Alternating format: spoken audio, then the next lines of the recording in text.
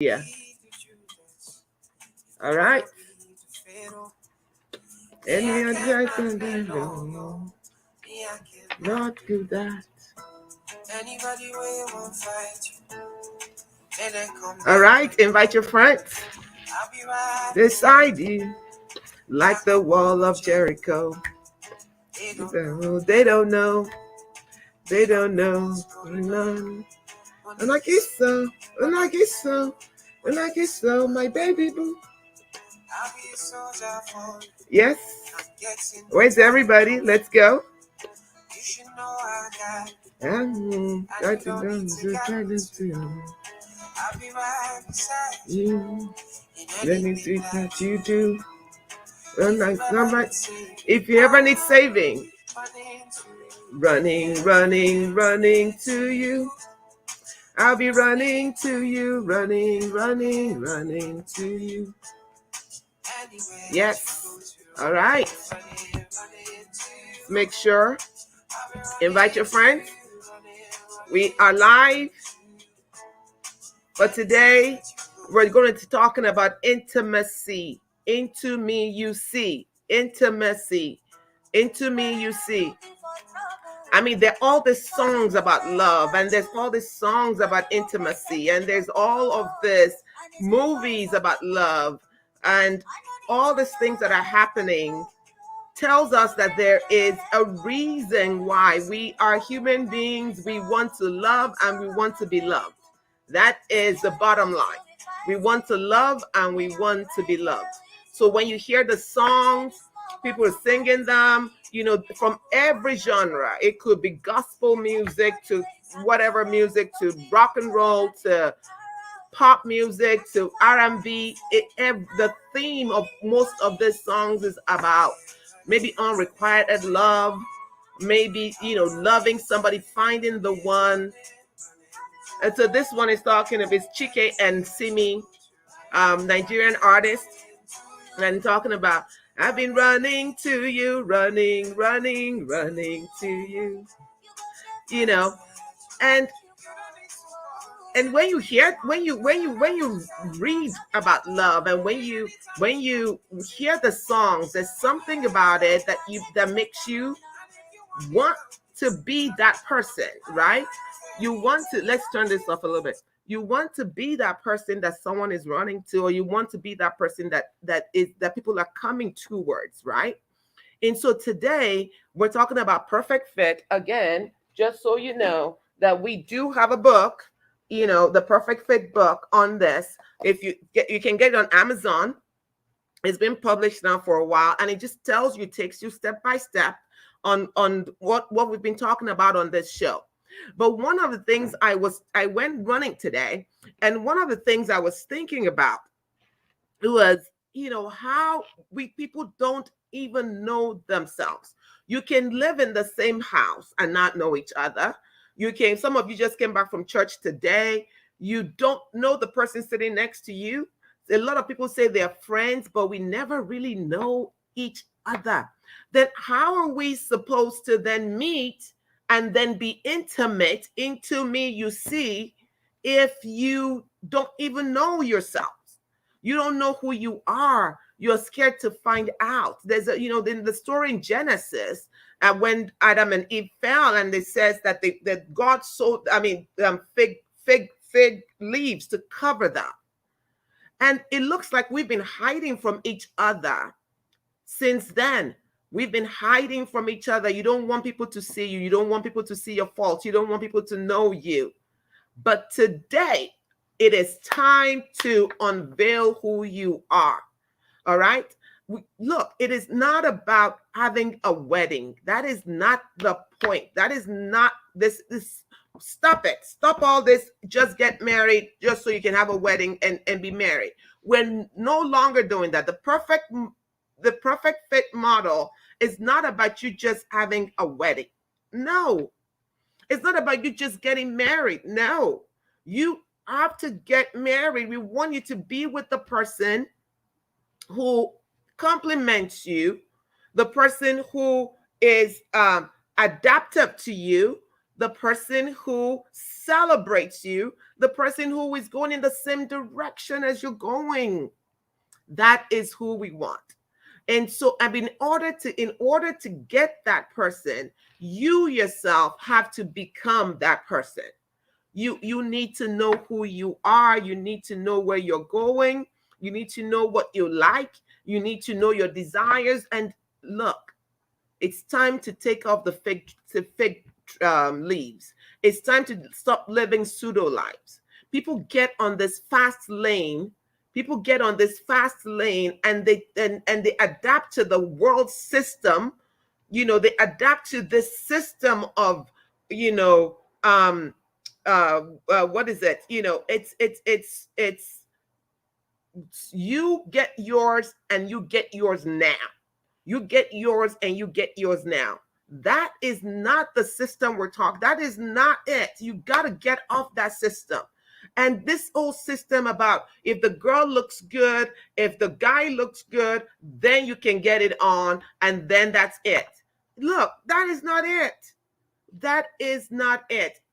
If you want to know what I think about the most in my life, I think about relationships. I think about this in and out to almost 24/7. I'm always thinking this is not the way it's supposed to be. All of this chaos around us, it is not the way it's supposed to be. So there are marriage counselors that if you are listening and you're married and you have issues in your marriage, honestly, reach out to us. We will guide you to the one who will help you. But this is not that. This is the selection process. We're talking about the selection process. How do I select the one? How do I become the one? And we told you, you are going to attract to yourself that which you're struggling with. You're going to attract to yourself that which the level of your emotional wellness. So it is important, and it doesn't matter if you're CEO, if you're pastor, if you're bishop. It doesn't matter if you're in the pew or if you're on the pulpit. This doesn't matter. It's not your title that matters, that determines your emotional maturity. It's not your or your emotional wellness. It's not that. What determines your emotional wellness is the amount of work you have put there and how well you're adjusting to your life. So anytime as you're growing up, when you're growing up, there's all kinds of issues that happen. When you're growing up, people get wounded in different ways. You can get wounded in your house. You could get wounded by friends. You could get wounded at school, emotionally, I mean. And once that happens, people then have an adaptive personality. So you now create an adaptive personality so that you don't get wounded again. And you take on this adaptive personality to protect yourself. So when people see you, they don't really see you. They see all the makeup, they see all of the bling bling, they see all of that, but they don't see you.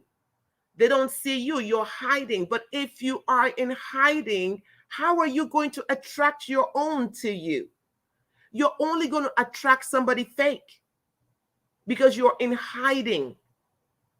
It is time to to stop living the pseudo life and show up in your life. And sometimes you might need help to show up. Let's talk about how relationships are built. How do you know this is the person, this is the one? How do you know that this is the person that you're supposed to spend the rest of your life with? How do you know that if your relationship thermostat has been damaged? How would you know? Let me explain something to us today. When we're growing up, we learn how to do relationships. So when you're in a home where they love each other, mom and dad love each other, they know how to help each other out. You see them fight and they make up.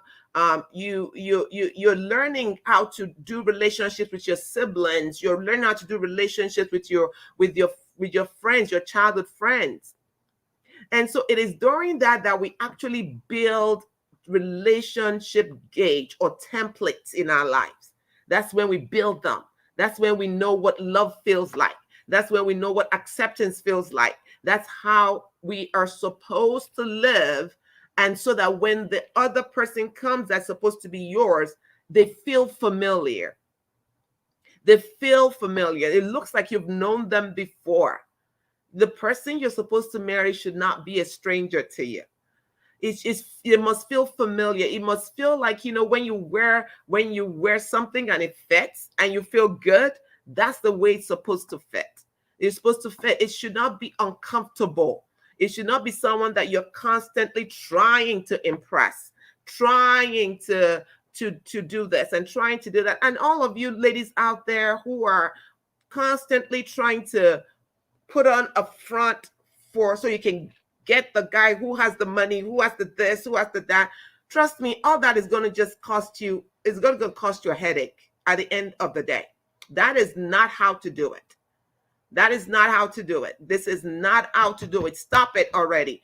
Fine boys, fine girls are good if they have good, if they're well emotionally, okay? If they have a purpose in their life, if they know where they're going in their life. So before you just make a decision about somebody else, make a decision about yourself. Decide that I am going to heal my wounds so that I am no longer having a trauma response to everything. Trauma response to everything. So this is what it means. If you are growing up and your relationship schema or template has been damaged, and you've now created this adaptive personality that is going to keep you from pain, this adaptive personality that's going to keep you from struggle. Do you know that somebody can want to love you, but you will shut that door because you don't know how to? You don't know how to. It is important. Look, I got a phone call there. So because you don't know how to receive love, because your emotional gauge is damaged, your relational grade gauge is damaged. So how do you fix that? Because it's fixable. It is totally fixable. If you find yourself always either running away from intimacy, anything that has to do with people actually seeing who you are, people actually knowing who you are, you don't want anybody to know you, how are you going to then be with somebody for the rest of your life if they don't know you? It's going to be very sad. We don't want that. All right. So the one of the things that you need to do, if you find yourself that you're constantly manipulating people, manipulating everything, you're going to manipulate how they walk, how they dress, when they see you, what they this, all of that is because of insecurity, is because you are afraid. That's why, and I'm just talking to all you guys today. That's why all of this, when you hear these marriages where the woman is, or the man is always trying to control the other spouse, what they do, what they wear, what they go. That's not intimacy. That's not intimacy. That's fear. That's fear. And we need to start having marriages that heaven dreamed of. We preach about everything. We talk about healing. We talk about faith. We talk about, everything else. But what kind of marriage does heaven want?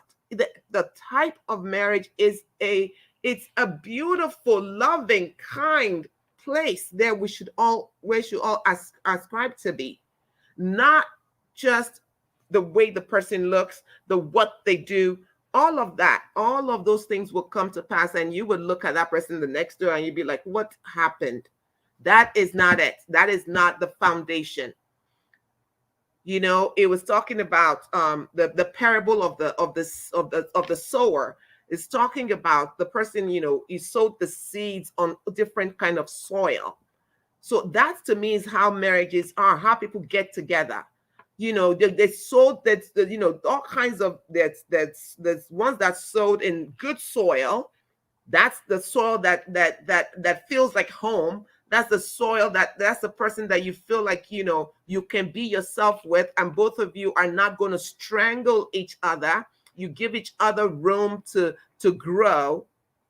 But then there's this soil where there's all kinds of stuff in it. There's thorns in it. There's all kinds of somebody said they cannot hear anything again. I don't know why you can't hear anything. It might be your network. You know, it could be anything that, now I forgot what I was saying. Oh, so the different types of soil. So when you get ones that has all kinds of rocks and stuff in it, how is anything going to grow in that? So if you know your life is filled with rocks and thorns and all of that, why are you going to invite somebody to participate in that life?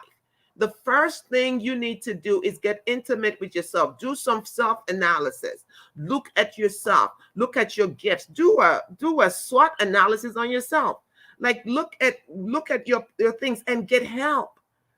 Trauma is beatable. Trauma is treatable. Okay? Yeah, all of those things that you've experienced that's giving you the adaptive personality that you have. All of those things, you can put them away. So when you're looking for a spouse, it's the first thing has to start with you. Are you ready to be someone's perfect fit? Because this perfect fit message is not for everybody. This perfect fit, I wish it was for everybody. Everybody could take it. But it's, people just want to marry anybody. You want to marry somebody off the shelf, go ahead and do it. That is fine. You can do it. But perfect fit, we're talking about getting the one for the rest of your life. Not that they're perfect, but that they fit perfectly, like a lock and key. Like you fit. This person is going in your direction. You're not going north and the person going south. How do you know this? You have to, first of all, become the person that is also perfect, that's also a perfect fit material. Are you a perfect fit material? Okay, so how do you know if you're a perfect fit material? You have to do a self-analysis. In this book, we talked about the fruits of the spirit. People talk about those fruit of the spirit in churches, like, you should have the fruit of the spirit and manifest them, all that. But do you know, for you to prepare yourself to be the one, those fruits of the spirit should be working with you. Patience, love. How is your love dial? First of all, your love for yourself and your love for others. How is that working for you? How is your long-suffering dial? How are those things working for you? So look at your fruits. What your fruits of the spirit? Your kindness. How kind are you? First of all, kind to yourself. Being kind to yourself, and then kind to others is important. If you don't want to marry someone who is so tough on themselves, because guess what? You're the closest person to them. If they're tough on themselves and they don't love themselves, they will not be able to love you correctly. They will not be able to love you properly. If somebody is constantly condemning themselves and constantly so hard on themselves, the person next to them is going to suffer that. So you don't want that. That's not what you want. You want someone who is kind to themselves, who can give themselves grace. You want that person, because that person that can give themselves grace will also give you some grace. Do you understand what I'm saying? So that's important. Kindness is, in the book we say, it's when kindness is at work in a person's life, he or she looks for ways to adapt to meet the needs of themselves and others. This is important. We are in a very unkind world. So if you want to be a perfect fit, one of the ways you start that is by practicing kindness. How about goodness? Goodness. When we're talking about perfect fit, we're looking for someone who is good. Goodness is a powerful quality. It's a powerful quality. While kindness is the soft side of good, goodness reflects the character of heaven. It actually reflects the character of God. Goodness is in you, desire is your desire, is who you are, basically. Is who you are. You desire to do good to your world. So imagine you're married to someone like that, someone who desires for goodness, who is good, who practices the goodness. That is the person you want. So kindness, goodness, we've talked about love, we've talked about patience, long suffering. Yeah, there's no marriage that wouldn't practice that. Patience and long suffering. You don't want to wait till you get to when you're married to start practicing that. You want to practice that now. You want to practice that in a way that is so powerful. It's synonymous to forbearing, perseverance, steadfastness, qualities that we don't find anymore. Steadfastness, the ability to stand the test of time, the ability to be able to stand your ground in a good way, and no matter what's going on. It's like that house that's built on solid ground, you know and that house is going to stand no matter what happens to it, right? And so so when we're talking about patience is and long suffering, it's stamina, it's the ability to be able to stand under something and not fall. When if you want to be a perfect fit for somebody, you want to be that person, you want to be that quality person. Aren't you all tired of just fakeness and fakeness all around? Too much just fakeness. Quality. We need quality people. We need quality people to create quality marriages so that we can have quality children, so we can start fixing our communities. That's what we want, and that's why we are talking about this perfect fit in such a way that will help you transform your life. How about joy? Joy is another one. Joy, when we're talking about joy is the delight of heaven. Joy is the delight of heaven. It's heaven's laughter. Imagine you are with somebody who is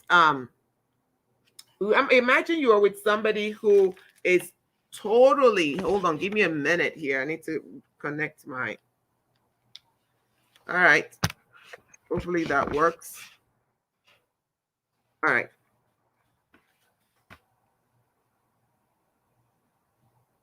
Are we good? Can you all still see me? All right. All right. So imagine that you are married to somebody or you're with someone who is practicing joy. Joy is the delight of heaven. Imagine that. Joy, the delight of heaven. It is amazing how hold on. I don't know what is going on here.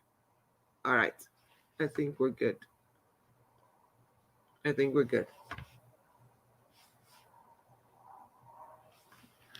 Imagine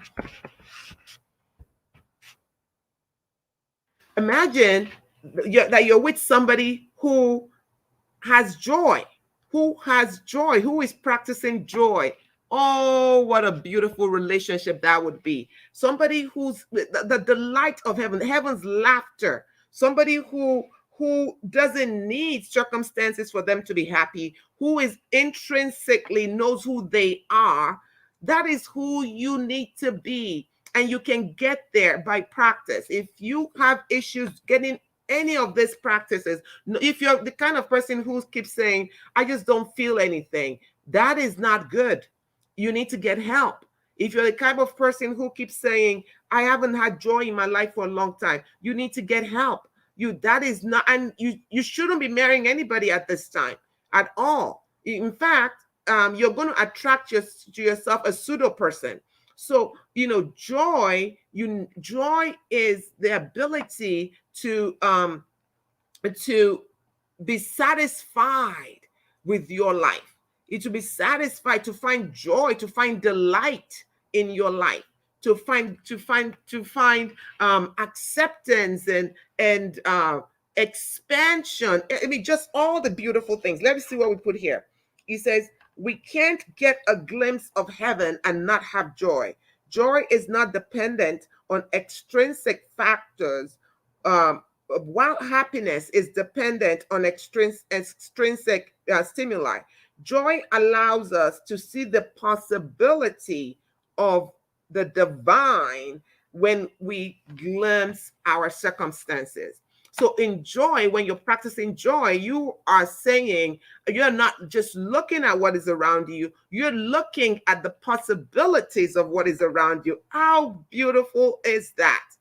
How beautiful is that? We're looking at the possibilities of what is around you. So joy finds satisfaction, not just in good times, but bad times. They're going to say, okay, what am I going to learn from this bad time? What is it for me? What is in here for me? What am I going to do to be able to not make this mistake again? That's the person you want in your life, people. This fruit of the Spirit are not just sitting there so that they're just there. No, it's so they can build you into a perfect fit, to build you into the person who would then attract another perfect fit. And imagine when those two come together. Oh my God, my God.